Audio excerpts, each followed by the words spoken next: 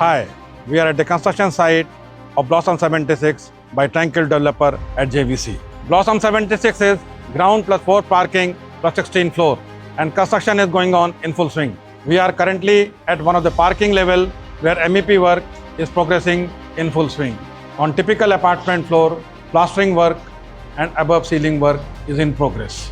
On 6 typical apartment floor, block masonry works and MEP works is in progress. The structure works are completed up to 11th floor and team is fully geared up to deliver the project on time.